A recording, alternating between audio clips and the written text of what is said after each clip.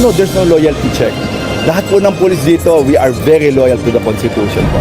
Hindi loyalty check ang dahilan ng pagbisita ni Philippine National Police Chief Police General Romel Francisco Marbil sa National Capital Region Police Office sa Camp Bagong Diwa, Taguig kanina. Ito'y sa kabila ng panibagong issue ng destabilisasyon laban sa Marcos administration.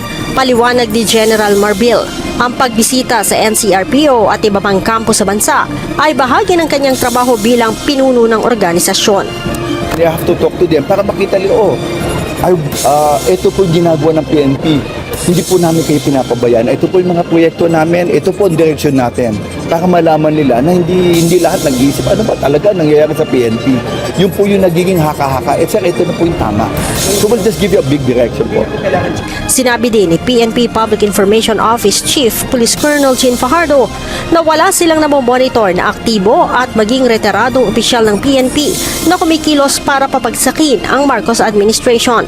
Hindi nila alam ng pambansang pulisya kung saan ang gagaling ang impormasyon ni dating Senator Antonio Trillanes na mayroon umanong recruitment na nagaganap mula pa noong isang taon.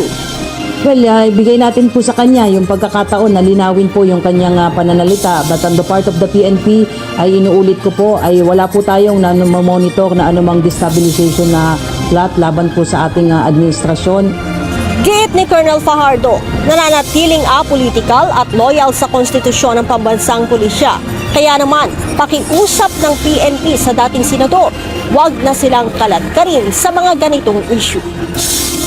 Ang pakiusap lang po natin kay kagalang-galang na dating Senador Trillanes sa please spare the PNP dito po sa mga issue po na ito at nakafocus po tayo sa ating pagtupad ng ating mandato at kanina nga po ay nagpunta yung ating Chief PNP sa PNP NCRPO at we would like to share na mataas po ang moral po ng inyong kapulisan dahil po sa mga binibitawan pong panalita ng ating Chief PNP at wala pong rason ang sino mga aktibong miyembro po ng PNP para lumahok po dito sa sinasabi pong destabilization plot.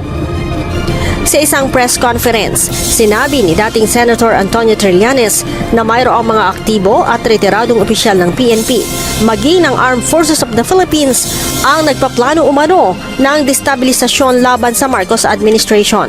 Layon umano nito na protektahan o iligtas si dating Pangulong Rodrigo Duterte sa napipintong pag-aresto ng International Criminal Court. Kaugnay sa umanay nagawa nito ng Crimes Against Humanity, bunsod ng War on Drugs campaign ng dating administrasyon. Leia Ilagan, UNTV, News and Rescue. Diyos ang aming sandigan, serbisyo publiko ang aming pinahahalagahan.